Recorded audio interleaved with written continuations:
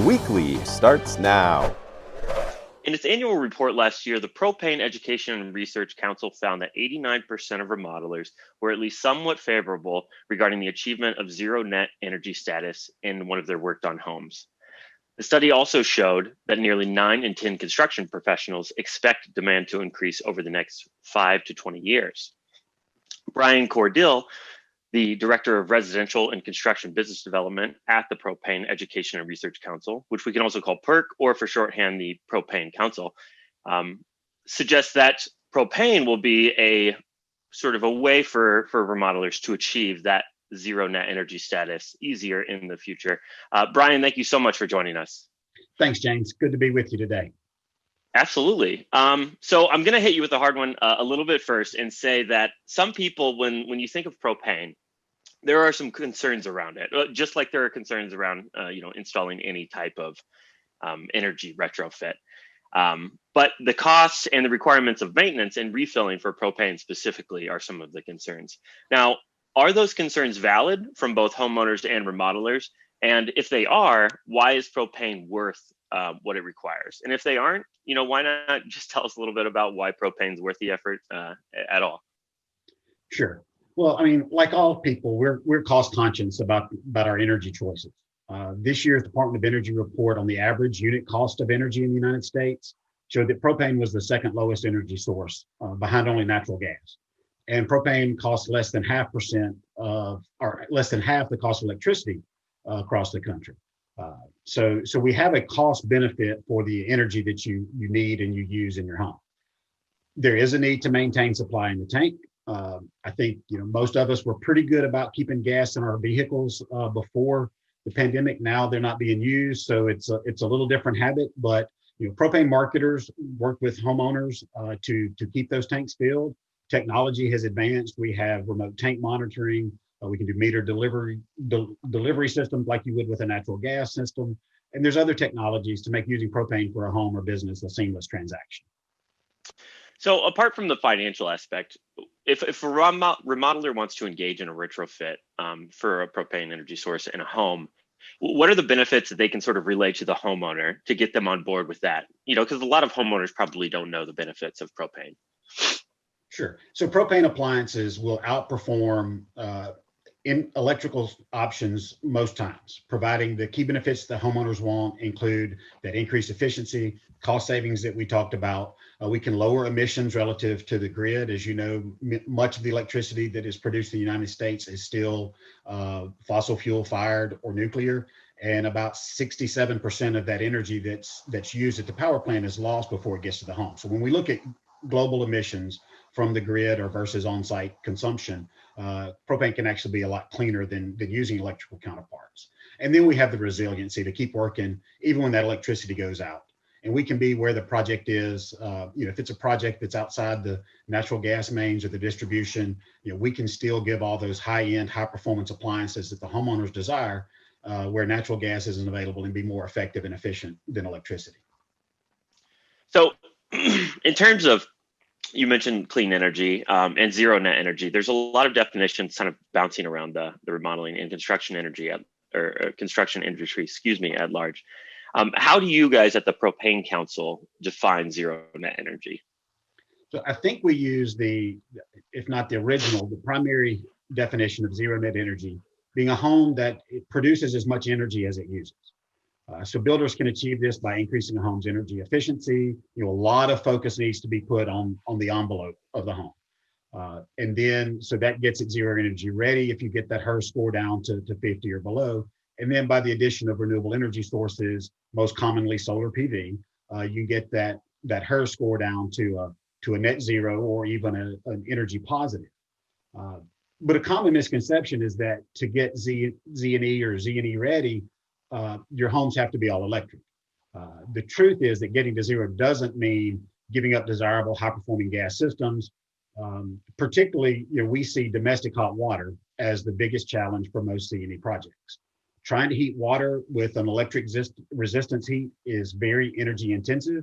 So you have to create a lot of energy on site to be able to produce that if you're doing it with electricity.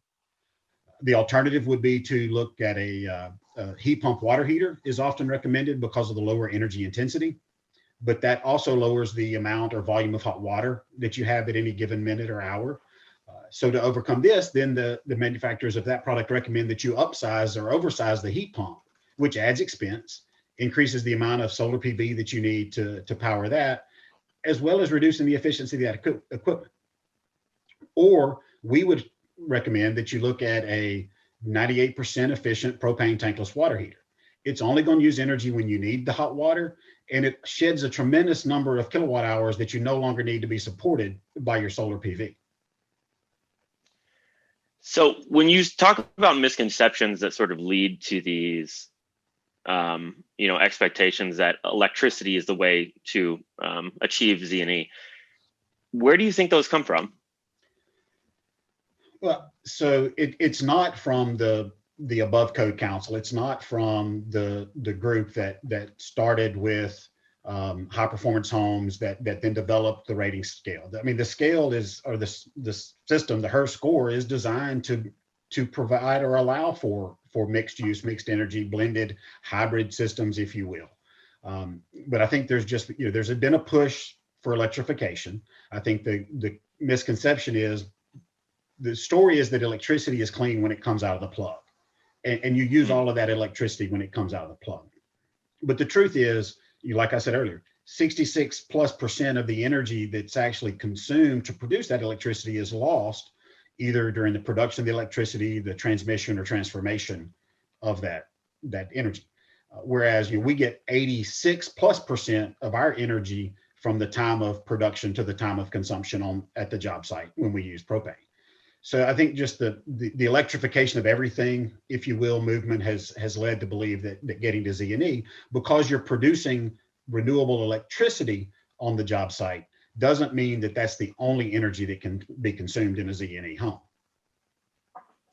So obviously costs are a big concern with any sort of big installation, and propane, I think there is sort of, obviously, as you said, there's misconceptions about it. There's also a lack of education at large about it. So people don't know really what to expect. If you're a remodeler and you're sort of, chasing after the green dream, trying to make all your projects Z&E, and you want to start working with propane, what are some of the costs you can expect to sort of take on as the person doing the install?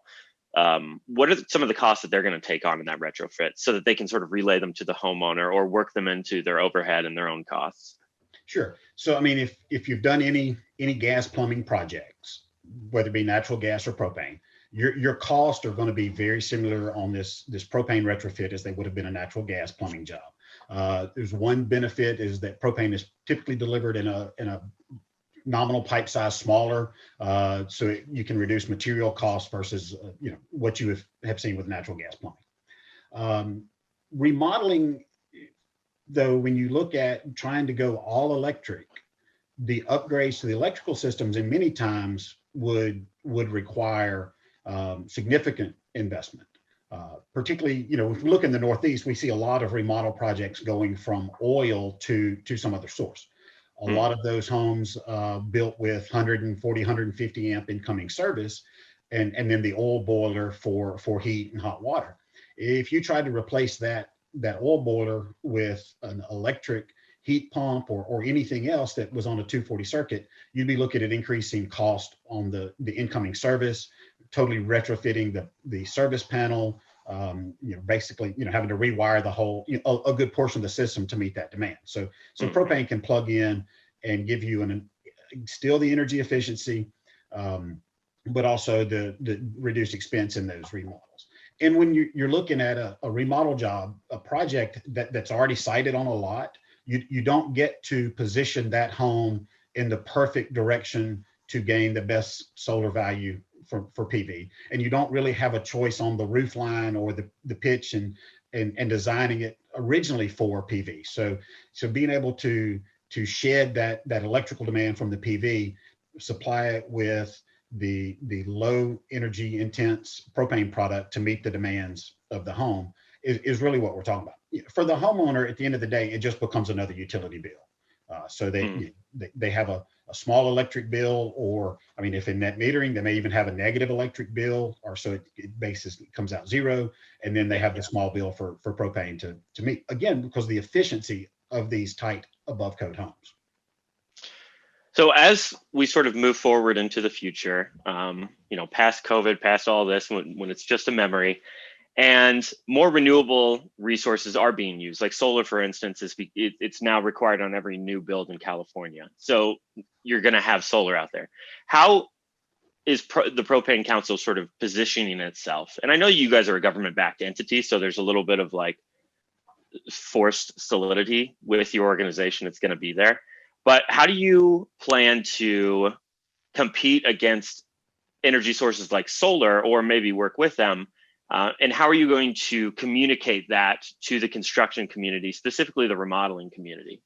Sure. Well, we are not a government-backed entity. We were created by Congress, but we are fully industry funded. Oh, okay, that's my confusion. So we are able to promote, but we want to partner with solar. We want to partner with ways to make homes more energy efficient and reduce their emissions.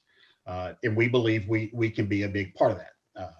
For tools, at propane.com, we have a lot of resources, particularly a fully built out zero net energy page with a modular, or not a modular, but a model home that you can see interactive, where you make Z&E credit points on your HERS score, where you might need to make adjustments. So that's a great tool or benefit, and we can, remodelers and builders alike can look at that.